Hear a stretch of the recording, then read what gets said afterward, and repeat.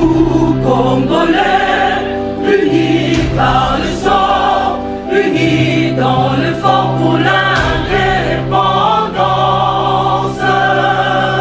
Unis aux hommes, si oublidoires, Taïmana, Chido, Vous êtes particulier, vous êtes patron d'une PME-PMI, voire d'une plus grosse société ou même alors d'un groupe international. Vous avez des colis à expédier en Afrique. Colis Booking, qui travaille en partenariat avec la Poste, est là pour répondre à vos besoins. Et l'option de commande, c'est généralisé. Vous pouvez payer par virement bancaire et vous pouvez payer par PayPal. Colis Booking s'occupe de venir récupérer ces colis à votre domicile ou dans votre société ou votre structure et se charge de l'expédition et de la livraison auprès de vos destinataires.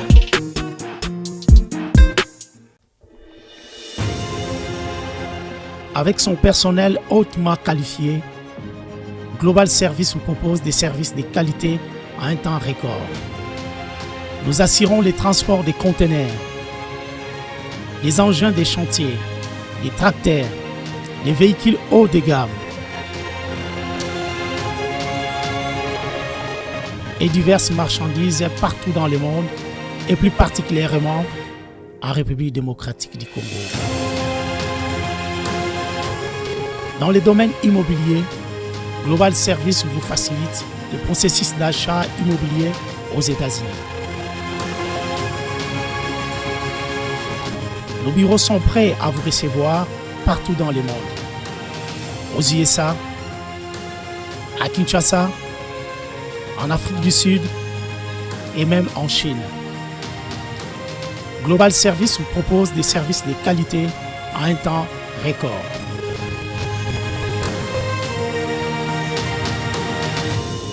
Amenez-nous vos projets, nous sommes la solution.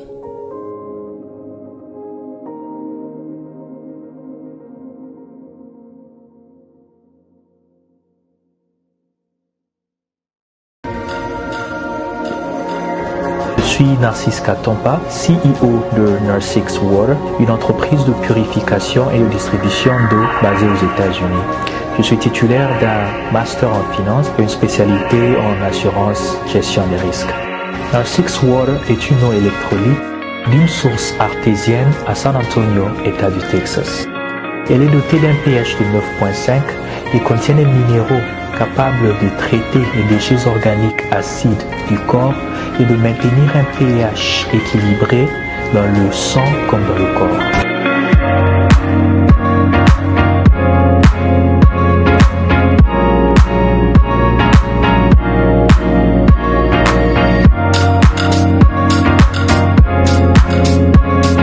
Mesdames, Mesdemoiselles et Messieurs, bienvenue. Merci de suivre Critique Info, premier numéro.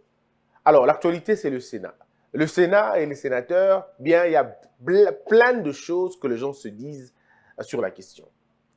Je voudrais ici, mesdames et messieurs, rappeler aux gens que un État ne fonctionne que grâce à la compréhension des textes Yambo Kawana, na respect nango. Ça veut dire qu'il faudrait que les gens arrivent à respecter la loi. Mais pour respecter la loi, il faut avoir la culture des textes. Et nous, malheureusement, nous n'avons pas la culture des textes.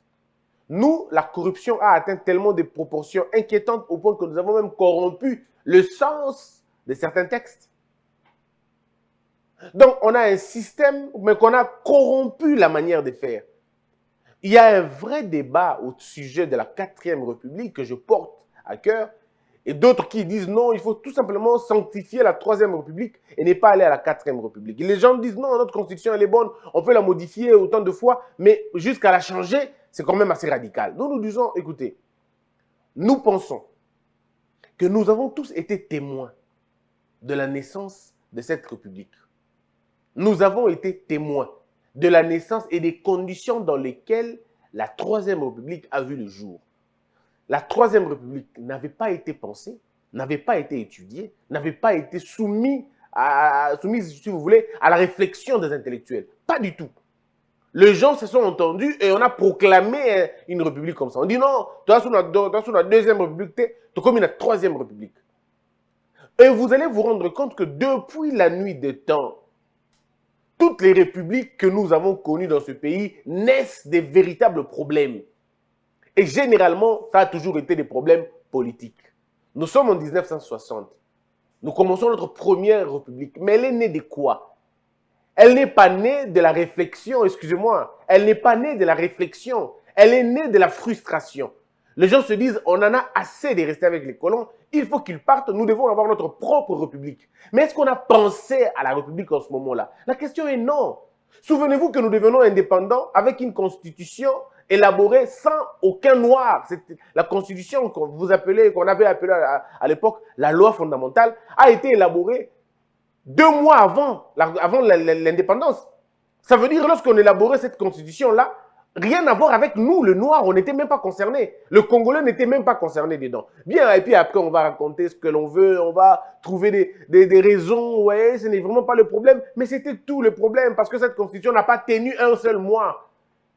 Le problème avec cette constitution, c'est que le vrai problème avait commencé déjà quelques jours après l'indépendance, le conflit entre Lumumba et Kasavubu. Ce conflit a été nourri par l'incompréhension de la Constitution. Une Constitution dont on n'avait jamais pris part à son élaboration, on ne connaissait même pas. Ça a été une Constitution léguée. Un peu comme on vous a légué le pays, on vous a légué en même temps la Constitution. Ça veut dire la loi qui doit vous régir, vous n'avez pas pris part à son élaboration. Vous n'avez pas pris part à sa conception.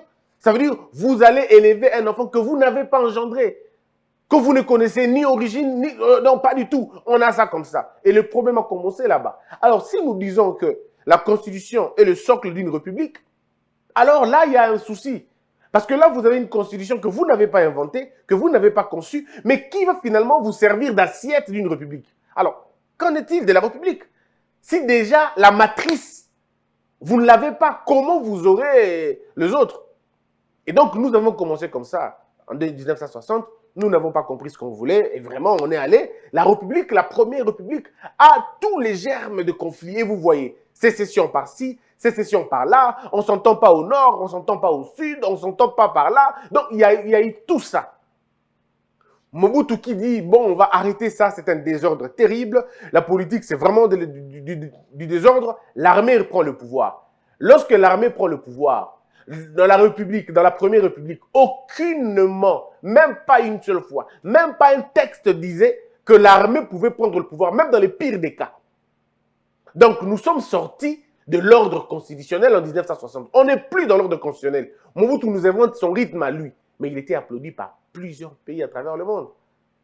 Plusieurs pays, la communauté internationale, le pays voisin, tout le monde voyait ça salutaire, parce que le désordre qu'il y avait ne pouvait étonner que les ignorants. Parce que les initiés pouvaient comprendre que tout était fait pour avoir un désordre. Les ingrédients étaient déjà préparés pour un véritable désordre. Le chaos était préparé et planifié, c'était inévitable. On allait arriver là. Mobutu qui veut reprendre le contrôle, il nous impose une deuxième république. Seuls les historiens juridiques vont vous dire, seuls, je veux dire, ceux qui connaissent et qui lisent la loi, qui lisent les constitutions, vont vous dire comment sommes-nous arrivés à la deuxième république, quel était l'acte fondamental de la deuxième république. La matrice de la deuxième république qui intervient quand exactement? Parce que regardez, en 1965, Mobutu va gérer le pays, va gérer ce pays avec quelle constitution? Aux juristes qui ont vécu en ce moment-là, ou ceux qui aiment lire la loi, nous dire. Parce que vous ne pouvez pas gérer un pays avec les mécanismes que le pays ne reconnaît pas. C'est inconcevable, n'est-ce pas? Vous n'allez pas gérer un pays lorsque les mécanismes même pour gérer le pays ne sont pas connus par votre propre loi ou par, si vous voulez, l'arsenal juridique de ce pays en ce moment-là. Bon, ça va vous fatiguer parce que ce n'est que l'histoire. Mobutu va prendre le pouvoir, vous le savez, il nous met une deuxième république. Ça essaie de marcher parce qu'il y a beaucoup d'antécédents positifs. Il a hérité d'un système assez bien, le matériel financier était important, le circuit économique était fort, le système médical était encore assis, la démographie était maîtrisée, et le taux de mortalité était maîtrisé, le taux de natalité contrôlé. Tout était, à un moment donné, on va dire, normal. On jouissait d'une très bonne réputation, on était fort, et ainsi de suite. Mobutu va tenter d'aller avec ça. Mais le diable va rentrer finalement. Et lorsque les diables vont s'inviter dans le jeu, à partir de 1975-74, nous connaissons des vrais problèmes. Alors, le problème que nous connaissons en ce moment-là sont des problèmes de quel ordre? Est-ce que le problème de fissures avec la loi? Est-ce que le problème c'est les problèmes congénitaux vont refaire surface? Qu'est-ce qui va réellement se passer? Qu'est-ce qui va réellement détruire le système politique de Mobutu? Est-ce lui? Est-ce c'est son entourage? Est-ce la pratique? Est-ce le principe? Bref, c'est une question ouverte. Mais les scientifiques ont essayé de donner des réponses, chacun à son niveau. Mais au moins, il faut le dire, on est tous unanimes sur le point que c'était un échec. Donc la Deuxième République va s'arrêter. Laurent Désiré Kabila arrive en 96, un rebelle. Il vient, il prend le pouvoir. Ça crée beaucoup de morts et ça nous crée des problèmes jusqu'aujourd'hui. L'entrée de l'AFDEL. Nous avons la Troisième République. Elle est fondée sur quoi? Elle repose sur quoi? Elle est sortie de quelles entrailles? De la rébellion ou de l'insatisfaction du peuple par rapport au système politique de Mobutu? Une grande confusion va s'installer. 2001, Kabila le père il va mourir. Quand il meurt, son fils prend le pouvoir. Encore une fois, un peu comme à l'époque de Mobutu. Le fils prend le pouvoir sans qu'aucune loi ne le dise. Aucun texte, même pas un règlement intérieur, comme je l'ai dit hier. Il devient président de la République, il nous impose une Troisième République. Ah, les scientifiques se posent des questions. La Troisième République commence quand exactement? Commence à l'entrée de l'AFDEL ou commence à la mort de Laurent Désiré Kabila? La période, la virgule de l'AFDEL, quand une virgule assez importante, ou si vous voulez une parenthèse assez cardinale. Est-ce que la politique en ce moment-là, est-ce qu'à l'époque de Mobutu, de Kabila le père, sommes-nous dans la Troisième République ou nous sommes dans les préludes de la Troisième République? Ou nous sommes en train, tout ça, avant-propos, il y a Troisième République? Aux scientifiques de nous dire, ou c'était une phase transitoire. Parce que si on va dans la logique de la phase transitoire, Mobutu vous dira aussi qu'il était dans la transition et c'était l'une des plus grandes transitions de l'histoire. Alors, mesdames et messieurs, nous évoluons comme ça jusqu'en 2018. Il y a avènement d'un nouveau président, la Troisième République continue. Maintenant, on se pose des questions. Quels sont les avantages de la Troisième République? Si ce n'est la Constitution que nous avons maintenant et le système politique qui est vieux que la Constitution. Parce que le système politique que nous avons est vieux que notre Constitution. Alors maintenant, il faut le dire. Qu'est-ce que l'on fait exactement? On change ou on continue? Bref, les questions sont là. Voilà pourquoi moi j'invite les intellectuels à faire un débat. Est-ce que nous allons continuer avec ce système ou on va changer le système? Nous proposons un changement radical de la Constitution, mais aussi de la République. Nous voulons passer à la 4e République, qui sera fondée essentiellement sur des valeurs fondamentales, je veux dire des valeurs républicaines, qui va donner plus de pouvoir au peuple, qui va donner plus de pouvoir au mouvement associatif et tout le reste, mais qui va d'abord consacrer à l'État ces trois, je veux dire, à mon avis, c'est 4 puissances, l'omnipotence, l'omniscience, l'omniprésence, je veux dire ça, et l'omniscience. Nous devons être dans un État qui promet, qui fait la promotion de la connaissance et qui la partage au moins le mieux que possible et qui rend l'apprentissage obligatoire au niveau de l'école primaire et même au niveau de l'école secondaire. Cette constitution parle de l'école fondamentale, l'école gratuite fondamentale, je veux dire l'école fondamentale. Mais nous voulons aller plus loin que ça, nous pouvons aller plus loin que ça. Parce que les gens vont vous dire que nous n'avons pas d'argent. Mais justement parce que l'argent qui devrait servir à l'enseignement, qui devait servir au grand secteur porteur de croissance, cet argent sert aux institutions. Parce que consacré dans la Constitution, consacré dans le régime, dans la Troisième République, qui était à mon avis une république politicienne. Alors nous voulons une république de peuple, pas une république politicienne, une république des institutions de la République. Nous voulons une république qui rend le pouvoir au peuple, comme le terme république le dit. Le terme république veut dire la res publica, la chose de tout le monde. Ce n'est pas la chose d'un groupe d'individus comme on voit aujourd'hui. Qui sont les plus nantis dans notre pays? C'est les députés, c'est les sénateurs, c'est les présidents, c'est les ministres, c'est les anciens présidents ou les anciens chefs de corps. Ce sont eux qui continuent à toucher les salaires jusqu'à la fin de leur jour. Les anciens premiers ministres, ils continuent à toucher l'argent jusqu'à la fin de leur vie. Alors que le peuple, lui, une fois qu'on a été enseignant, quand on part, c'est fini, on vous oublie. On vous oublie. Alors dites-moi un peu, comment vous voulez continuer dans un système, dans une république qui consacre c'est-à-dire la majorité de ses revenus à un groupe d'individus, aux politiciens? Ça a été consacré par la Troisième République. Voilà pourquoi moi je vous invite à faire le pas. Delenda, Troisième République Est. Comme quelqu'un disait, Cato l'Ancien disait, Delenda Carthago Est. Il faut détruire la Troisième République et construire une nouvelle République. Cette fois-ci, basée sur des vertus. On va supprimer le Sénat, faire en sorte que l'argent qui était consacré au Sénat serve à la construction des hôpitaux, à la construction des universités, à la prise en charge de nos enfants au niveau de l'école primaire, au niveau de l'école secondaire. Et aussi même faire des crédits aux étudiants pour qu'ils étudient, pour qu'ils fassent des recherches.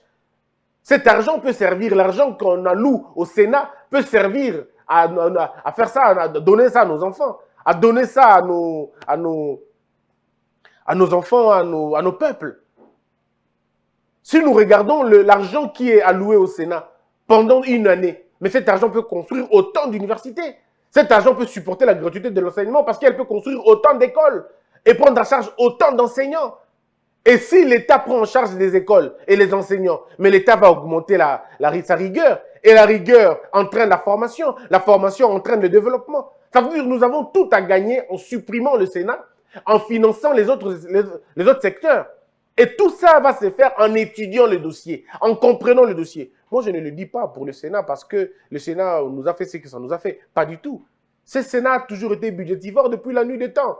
Ce n'est pas avec Bati Lukwebo parce que les gens veulent faire finalement une fixation sur Bati Lukwebo. Ça, c'est un faux débat. Vous évitez le vrai débat. Le débat ici, c'est que le Sénat nous sert absolument à rien. Ça nous sert absolument à rien. Et comme ça nous sert à rien en ce moment, il faut dire, réfléchissons maintenant. Si nous n'allons pas le faire maintenant, faisons-le à partir de 2026. Non, pardon, 2024. Parce que les gens vont dire maintenant, non, si on le fait, ça va profiter à Félix Tshisekedi. Ok, attendons 2023, mais puis après, faisons-le. Mais ça ne nous empêche pas de commencer déjà à faire des débats maintenant. De commencer déjà à organiser notre pensée, à préparer l'opinion sur la question. Il est temps qu'on se pose des questions. À quoi sert le Sénat? À quoi sert le CENSA? À quoi sert vos histoires de commission sociale et tout ça économique? À quoi ça nous sert? À quoi sert la CNDH? En fait, nous disons ceci. Si nous faisons bien les choses, nous n'allons pas pleurer. Parce que dans la nouvelle République que nous allons avoir, les salaires de tout le monde est à la revue, n'a baisse. Les salaires de tous les politiciens et les institutions et que à la revue n'a baisse. Même en commençant par ma marque et ma voiture na bango. Aucun politicien n'aura un véhicule de plus de 50 000 $. Ça n'existera pas. Non, ça ne va pas exister. Ils vivront modestement. Parce qu'ils sont acteurs politiques, ils vont vivre modestement. Quand je dis modestement, ça veut dire qu'ils ne vont manquer de rien. On va faire en sorte qu'ils ne manquent de rien. Mais qu'ils n'aient pas le surplus. Non, pas du tout. Comment Européen, ça député, un ministre, Jeep, il y a 100 000 $. Pourquoi il doit circuler avec une Jeep de 100 000 $ quand vous avez des bibliothèques qui sont sèches? Des bibliothèques qui n'ont pas de livres. Vos universités sont devenues finalement de mouroirs, des hôpitaux de mouroirs. Alors dites-moi, comment voulez-vous accorder autant de moyens pour les politiciens? Ceux qui réellement sont acteurs politiques et qui sont pour Namboka, donnez-leur des catchs. Bon, les catch, c'est pourquoi? Parce que c'est des véhicules. Bon, les pourquoi? Parce qu'ils veulent le confort. Mais le confort est associé au travail, associé au rendement. Vous allez payer les gens qui ne foutent absolument rien, qui ne vous rapportent rien. Depuis, on a eu des gouvernements dans ce pays, depuis 1960. Nous avons eu combien de gouvernements? Qu'est-ce que nous avons gagné en retour? Le peuple pauvre, le politicien riche. Vous voulez que ça continue comme ça? Nous disons, dans la 4e République, ces choses-là ne vont pas se passer. La 4e République, le métier le plus noble sera le métier de l'enseignant, sera le métier de l'ingénieur, sera le métier de médecin, sera le métier de l'avocat, sera le métier des maçons, des pompiers, des plombistes. Ce sont eux qui font la vie de tous les jours. Ce sont eux. C'est à eux que revient la gloire d'un État. Il y a eu en France, on a fait un sondage des métiers les plus nobles. Mais les pompiers étaient parmi les, je crois, sur la liste de 5 métiers les plus nobles. Bon, je ne vous dis pas qu'ils ont plus d'argent que tout le monde, mais au moins, nous pouvons commencer déjà à décourager ces penchants politiques dans la prédation. Non, il faudrait qu'on arrive à ce point-là. Le métier noble, c'est le métier de professeur, c'est le métier des enseignants, c'est le métier des ingénieurs, c'est le métier je crois des ingénieurs, comme je le dis, des créateurs, des inventeurs. Ce sont eux. Regardez le gouvernement chinois, il est bondé des ingénieurs, bondé je veux dire, des travailleurs, des innovateurs, des penseurs. Ce sont eux qui réfléchissent comment on va créer un système. Les politiciens, ils sont où? Ils sont où? Mais ils sont là, c'est ils sont là, ils font leur boulot. Ils prennent des décisions sur base de ce qu'ils ont entendu, sur base de la ligne à suivre. Dans notre 4e République, mesdames et messieurs, on n'aura pas 30 ministres. Pourquoi en avoir 30? Dans la 4e République, il y aura un ministère de l'Éducation qui prendra toutes les fonctions que vous avez aujourd'hui. Recherche scientifique, ministère de l'EPST, ministère de l'ESU, ministère de, je ne sais pas moi, formation professionnelle. Tous ces 4 ministères seront dans un seul ministère qu'on appellera ministère de l'Éducation. Ce qu'on vous dit, non, il faut mettre l'accent. Il n'y a pas d'accent à mettre. Il n'y a pas d'accent à mettre. L'accent à mettre, c'est dans le travail, dans le rendement. Il faut des assignations. Mais lorsque vous voulez servir tout le monde, non. D'ailleurs, dans la 4e République, le président n'aura pas de problème avec les députés. Parce qu'une fois qu'on est député, on le reste. C'est fini. Donc le chef de l'État, qui sera en ce moment-là le père de la 4e République, il n'aura pas des mains liées à l'Assemblée nationale. Parce qu'on aura un système présidentiel. Donc il n'aura plus les mains liées à l'Assemblée ou au Sénat. Pas du tout. Pas du tout. Le gouvernement ne sera pas issu du Parlement. Pas du tout. Le gouvernement sera le fruit des entrailles du président. C'est le président qui va nommer ses 20 ministres et ça s'arrête là. 20 ministres, point barre. On n'aura pas, en ce temps-là, la 4e République, on n'aura pas le ministère de Défense et puis après le ministère des Anciens Combattants. Ça n'existera pas. Il y aura le ministère de Défense et Anciens Combattants, point barre. Vous n'aurez pas vos histoires de ministère des Finances, ministère de Budget, ministère de l'Économie. Pourquoi? Pourquoi? Ministère de l'Économie, ministère des Finances, ministère du Budget, ministère du Commerce extérieur. Non. Toutes ces choses-là, on va les remettre, si pas dans un seul ministère, alors dans 2 ministères. Et ça s'arrête là. Et vous avez autant de ministères comme ça. Ça dit que ce qui va nous faire que Togozo Antine a 20. Quand je dis 20, ça veut dire tout. Et les vice-ministres, ce sera comme ça. Et puis nous, dans la 4e République, il n'y aura pas Premier ministre, vice-premier ministre, vice-premier ministre, et puis ministre délégué, et puis ça n'existera pas. Nous, en notre temps, la 4e République, il y aura un président, un vice-président, parce que le premier ministre, on n'aura plus. Il y aura le président, le vice-président, et puis il y aura les ministres. C'est tout. Et les vice-ministres. Pas des ministres délégués. On n'en aura pas besoin. Ça sera notre problème. Si nous décidons, on dit non, on n'aura pas les vice-ministres, on va avoir un président. Parce que moi, je pense, toujours dans la construction des idées, le président du Sénat de l'époque ne sera pas le dauphin constitutionnel du président. Ah non, non, non. Ça sera le vice-président qui sera le dauphin. Donc, ce sera lui le dauphin. Non, on ne peut pas. Attendez, comment ça? On ne peut pas avoir un président de la République qui est à l'exécutif et que son dauphin se trouve dans l'appareil législatif. Ça ne se concevra pas. Nous, on ne dira pas question. Le modèle, on l'a pris en Amérique. On le prend comme ça. Nous disons, on va aller avec un système présidentiel. On aura un président de la République. On aura un vice-président qui lui sera totalement inactif, qui va jouer un rôle protocolaire en tout cas, en attendant que le président soit empêché ou pas. Mais puis après, on aura des ministres. Il y aura comme ça. Il n'y aura pas de vice-premier ministre. Ça n'existe pas. Ça n'existera pas chez nous. Il n'y aura pas de vice-premier ministre chargé. Non, non. Ce sera comme ça.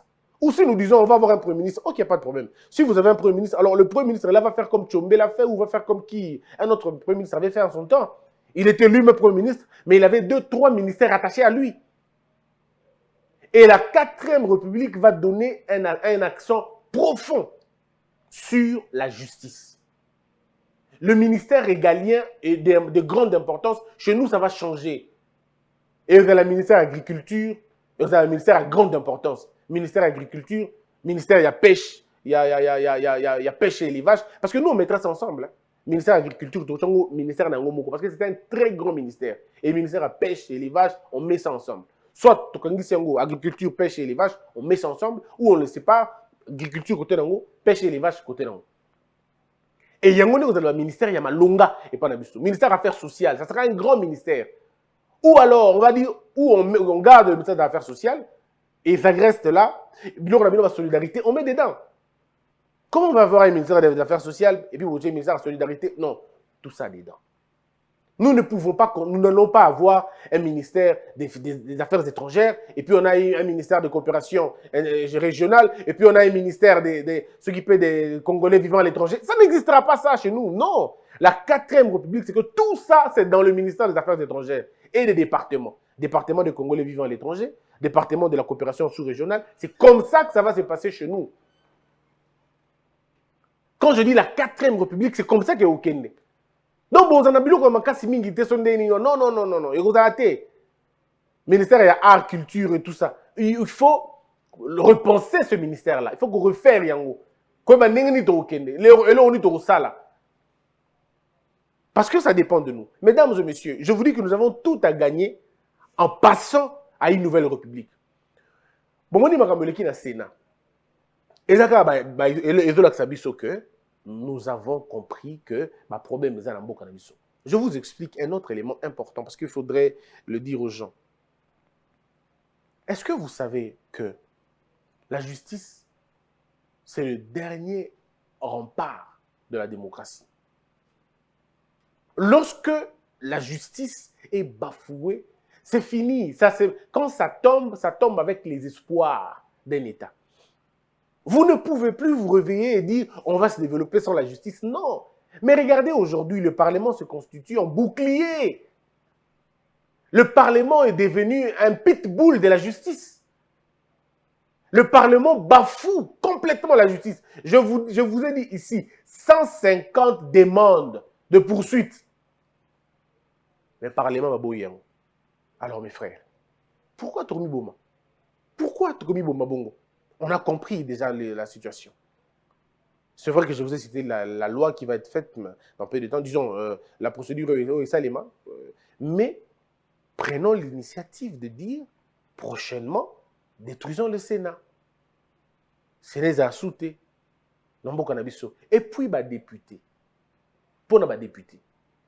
Nous avons proposé dans la 4e République de l'Obiboé, Assemblée nationale, pourquoi dans la 500 députés? Ponani. Batuba matakate, bakitakate, bakufakate, bamboka ngwe dalaka ndenge moko. Donc, ça dit que 500 députés sur base, il y a quotient intellectuel, pardon, quotient, coefficient électoral, bref, il y a des choses on veut bien, il n'y a pas de problème. Au quotidien, à la province telle, quotidien, district tel, on veut bien. Bon, on a un district, on va bouger. Depuis 2006, on a la même logique. Nous proposons ceci. Pourquoi ne pas baisser le nombre de députés dans l'Assemblée nationale? 500 députés, à mon avis, c'est beaucoup. C'est beaucoup trop. Réduisons. Réduisons. Parce que mon débat dans le fédéralisme, mais il faut que ça nos possibilités. Un gars peut-être parmi un État fédéral. Je pense à ça, mais je crois que c'est un projet où on soit 50 ans ou 60 ans, peut-être pas maintenant. Tout dans la 4e République, tout le mécanisme qu'on essaie de construire, et puis peut-être après 50 ans, ou peut-être 60 ans, on peut penser à le fédéralisme. C'est vrai, est-ce que vous avez envie? C'est vrai, mais on a déjà si j'aurais déjà sauté 90 ans et quelques, ce token aussi 60 ans. Donc on aura déjà 90 et quelques, peut-être on ne sera plus en train de profiter dans Yango. Mais au moins, on aura déjà vu ça avant. Yango Tozolo Baboué, pour l'instant, tout le monde réfléchir. Dans la 4e République, député, pourquoi la commis si on a 130 T? Par ordre, il y a ma province. Parce qu'il faut refaire tous ces calculs-là. Tout le monde calculera à zéro. Donc, ça, de façon que, dans la province, parce que dans la 4e République, la province, vous avez 26 T, et vous avez 11. En tout cas, vous avez 11, soit à la limite, ce qui est belé, et vous avez 15. Ce qui est belé, vous avez 15. Mais ce qui est 11 ou 9, c'est suffisant pour nous. Parce qu'il faut toujours qu'on ait il y a macro, Tu travailles dans l'ensemble, après, tu as la micro après. Mais d'abord, on a nous, tous on a 9, tu travailles convenablement, et puis tu bonnes aussi. Mais en entendant, tu au tal. Et si on donnait 4 députés ou 5 députés par province, 5 députés par province, on va aller par 5 députés par province sur base. Parce que si on dit non, tout ça, on est ethnie, alors c'est que on n'est plus un État. Nous avons 400 ethnies. Dans ce qu'il faut tout le monde a ethnie, député.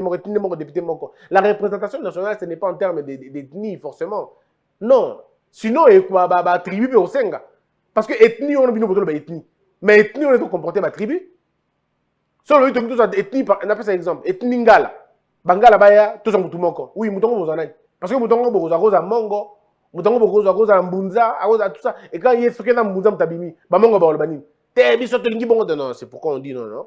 Moi, je pense que les ethnies, donc, la logique à Mabé, on peut travailler, construire, et ça, ce sont les intellectuels qui doivent le faire. Ça ne doit pas se faire au cours d'une émission comme ça. Ce sont les intellectuels qui vont se mettre ensemble et réfléchir pour dire comment on va baisser le nombre de députés à l'Assemblée nationale. On ne peut pas avoir 500, c'est beaucoup trop. Et c'est inutile, c'est budgétivore pour rien. C'est budgétivore. On peut réduire sensiblement le nombre de députés à 250 à la limite. 250 ou 200 députés, c'est suffisant pour nous. Ça permet de contrôler leur Moussa Nabango. À ce moment-là, on aura déjà détruit l'Assemblée provinciale, complètement. L'Assemblée provinciale est complètement, donc c'est-à-dire on n'est plus dedans. Et puis on remplace maintenant les députés nationaux, députés dans les conseils municipaux. On peut trouver un sens bon un modèle dans la province, tiki conseil municipal. Municipaux, pardon, on lit l'Assemblée nationale, l'Assemblée provinciale, on met ça de côté. On garde le conseil. C'est vrai qu'il y aura un problème. Les gens vont dire, mais pourquoi on aura un conseil si on n'a pas une assemblée provinciale? Oui, nous disons, nous allons trouver des formules intelligentes. On va trouver des formules intelligentes pour nous aider à le faire. Parce que si nous regardons dans les autres pays du monde, est-ce qu'ils ont des assemblées provinciales? Forcément. Il y a des pays où ils ont un autre système.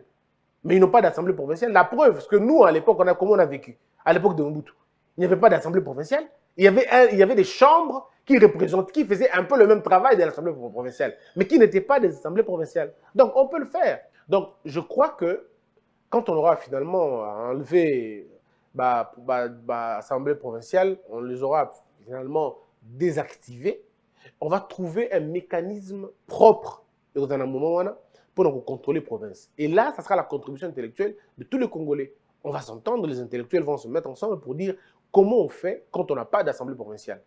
Parce que déjà, à un niveau, il y a la commune, à niveau de la chefferie, il y a toujours des entités qui gèrent, qui gérer.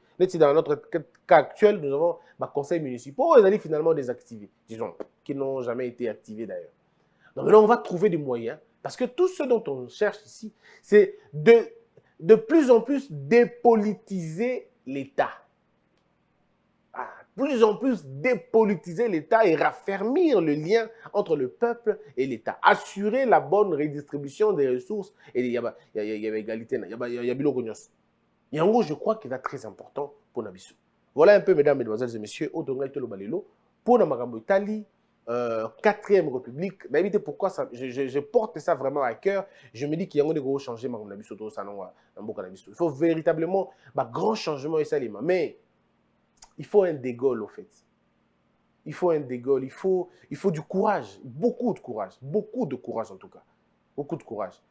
Ça ne marchera jamais. Ça ne marchera pas. Si Kabila a eu la possibilité de faire une 3e République, c'est parce que, vous savez, en ce moment, c'était une rébellion, à continuer. Mais maintenant, quand vous avez gagné les élections, je comprends l'impasse dans laquelle le chef de l'État actuel se trouve. J'ai dit, mais on va me prêter des intentions, mais on ne fait pas des omelettes sans casser les œufs. Le prix est là. Et nous disons au chef de l'État, beaucoup de courage. Allez-y. Allez-y, parce que cette histoire va vous freiner davantage. Je vous invite, mesdames et messieurs, dans la 2e partie, pour réfléchir encore davantage sur comment Bokanabiso et Okenego évoluer. Que la peur quitte nos esprits et que Dieu bénisse les RDC.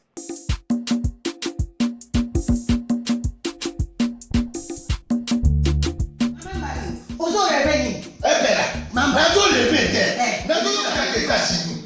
balobi plus précisément na kati ya Washington balobi mama Marthe nde mama Marthe nde balobi shop Africa Union ezoteka nyonso biloko ya nini yo congolais olingi ndeko na yo asalisa yo te mpo na kolia na yo moko babondela yo mpo na nzoto na yo baboya elei mpo babondela yo balobi bio Africa Union ezoteka totakola na basinois sino kolia mpo ya sino kolia nini ndeko na yo azoteka biloko ya mboka ya fresh ya bio na bio mama mbayo kuna monkanja izali balobi nzomo eyali enkuba baliwa balobi enjenje ezali zakomba kanga mpoto ya mbisi ezali balobi nyama ya botuli ya bokomboso ezaga ne kala ngando nde ngalali na basi oyebi ke na sutu eza kolia na peti po mama Marthe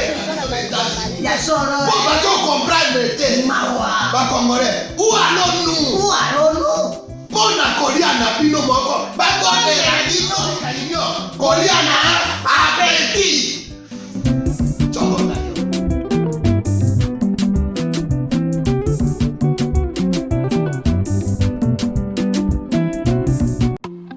Nous vous présentons Ngai Ngai la finesse. Ngai Ngai la finesse est un savoureux mélange de la feuille d'oseille et des différents ingrédients puisés d'une recette secrète d'une famille africaine. Vous pouvez déguster cette sauce délicieuse avec une variété de plats de votre choix. Avec les journées chargées d'occupation qui ne nous permettent pas d'être toujours à la cuisine pour une longue durée, Ngai Ngai la finesse est la meilleure option. Délicieux, rapide et voilà, vous êtes servi en quelques minutes.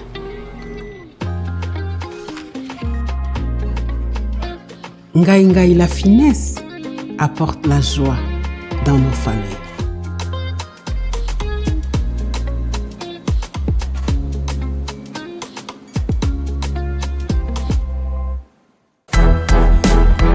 Hello. Lopi na biba ila biloko olia. Ba ina ka biloko États-Unis. Oni ko boma boina bo jeunesse. Mwana États-Unis.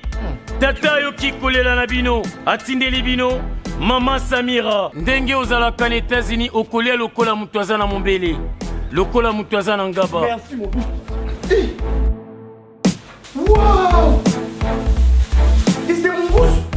Bana États-Unis. Kolia bio ekomi lolingi na bino. Pona kozwa mbisi ya kokauka tope mafuta ya mbila chez Mama Samira. Ata ozali na posa ya mbinzo ndakala mayebo safu ezali pebitoyo chez Mama Samira manso mazali eloko moko te yo koluko komona te na ndenga babete pona kozwa biloko ya détail yoka numéro 938 avenue Maurice na New York.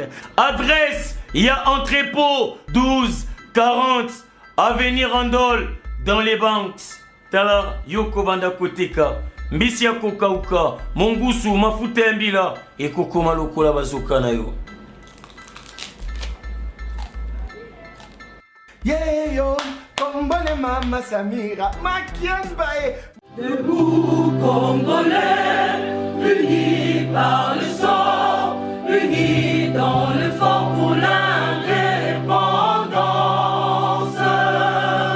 Unis aux hommes, si opinois, daimana shino tweneleye, na kinyamana piko, na mosala, totonga boka kuleka kitoko, na kinyamana Congo. Toye mali, loye molonene ya lisa.